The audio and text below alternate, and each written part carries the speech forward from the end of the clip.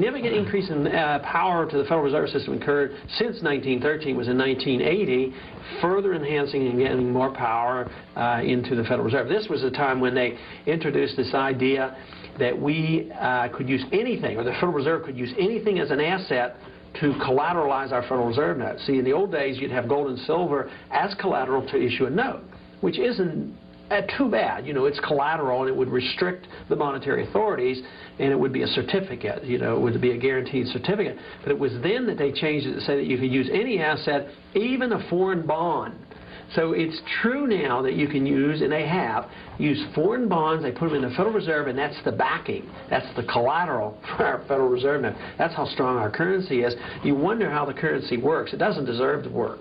And someday the people are going to wake up and realize the money's worthless, and that's when you're going to have runaway inflation. Today we just have gradual, steady inflation, depreciation of the money, causing a lot of harm and suffering. But one day the country's going to wake up and there's going to be a catastrophe. I want to focus on the Federal Reserve itself for a moment, in that I wonder, you know, what percentage of the people know that the Federal Reserve is not really a part of the government, a privately owned corporation, and who owns that, you know, the Federal Reserve? Well, do you have a comment on that? Well, I think very few people understand how it works because the members of Congress weren't really very much aware of it. But I think it's a little bit worse than just saying it's private. You know, if it were just private, they'd have to live within the laws of the land of fraud, and they would have to be a public corporation. And, you know, if there's a public corporation, you have a right to know what your corporation is doing if you own stock. And be audited. Here it's secret, but where do they get their power? Is it the power of the marketplace that creates this corporation? No, they, in addition to being very secretive, have their authorization, their creation from government. So the government creates them, and they create a special thing. So it's much worse than just being a private corporation. It is a very secretive, private, government-ordained corporation that has the power to counterfeit money. So it's very, very unique and much worse than just being private. It's the secrecy of it and the power that it gets through government legislation that makes it so evil. Now, you were the ranking Republican on the House Banking Committee for a while.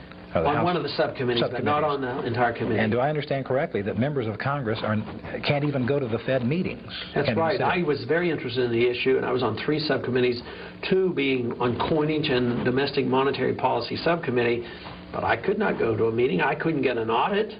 I couldn't even check the books. And they're the ones who create the money.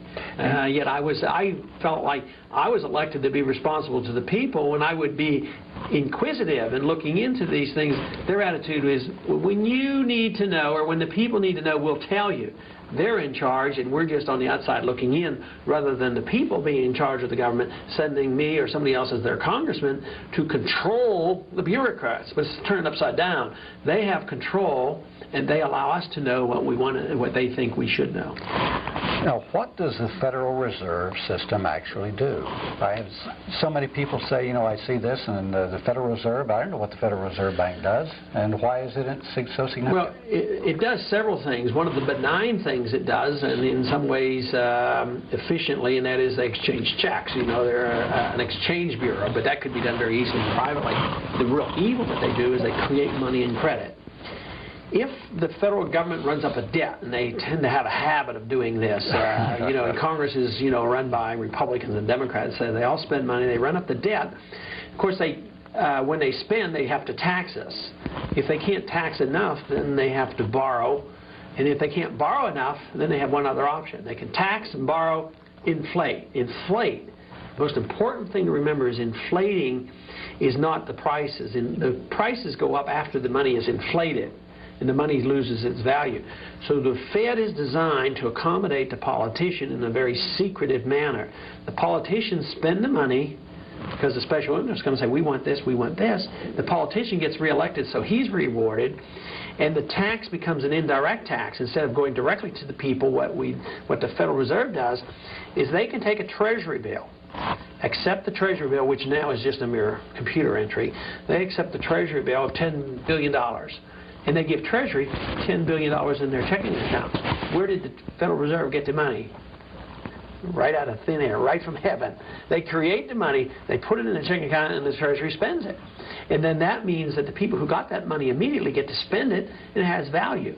But as it circulates in the economy, the value, the purchasing power of the money goes down, and you have prices going up. The bad part about this is not everybody suffers equally. If the money supply went up 10% and every one of us had the cost of living go up identically 10%, there wouldn't be nearly the great harm. But because of the system, it's designed literally to benefit the politicians and the bankers and big corporations, those who get the money. They get the money, they get the benefit, and then somebody else in a year or 2 or 3 suffers the consequences. We read about the Federal Reserve as a banker's bank, and we see them that they raise the discount rate or they increase the money supply. What do all these things mean?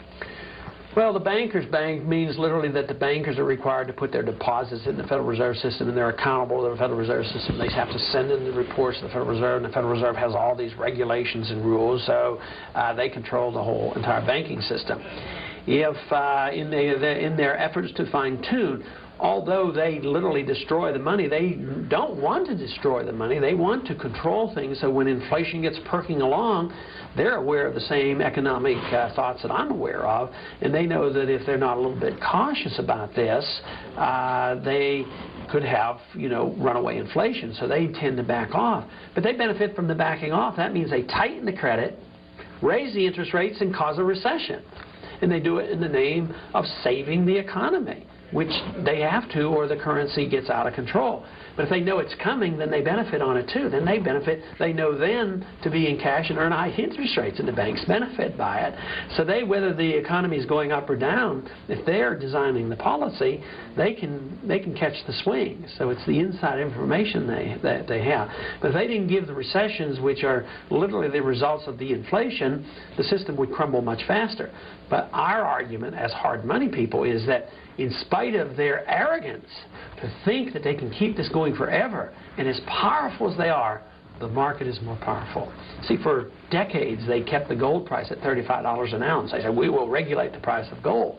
But they kept printing the money. The market finally broke down the price of gold.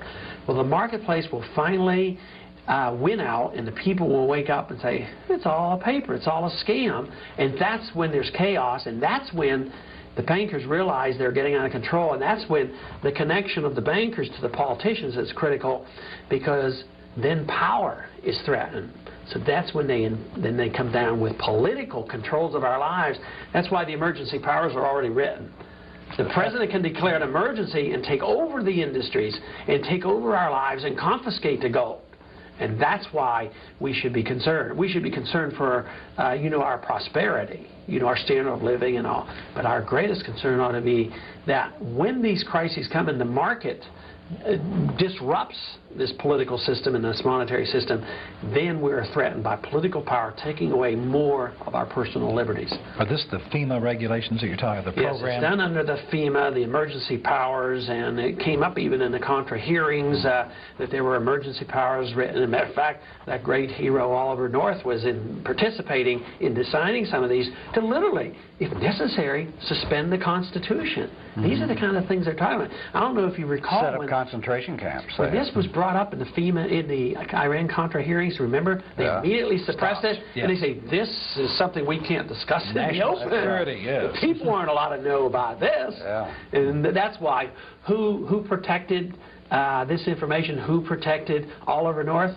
The head Democrat, which goes to show you the power structure is the same. John, you made a big study of the history of the Federal Reserve. How did it come about? Well, it's a murky story, and I think that maybe 1913 ought to be the year that went down in infamy in American history, because not only did we get just barely in 1913 the Federal Reserve, we also got the income tax in that very same year, and those two things have worked to our really been a very negative thing in our society and in our economy ever since that time. But it was a very secretive thing. It really goes back to the bankers getting in a sealed railway car and sneaking off to Jekyll Island, Georgia. and it was a very secret meeting. In fact, they called it the First Name Club. They only called each other by their first name so that even people who worked there as waiters and servants and so forth later couldn't identify for sure who had even participated in that meeting. It was only about 4 or 5 people, wasn't it? Well, it was about 10, I believe, or 12, and that group of people literally laid the basis for what became the Federal Reserve. Basically, Rockefeller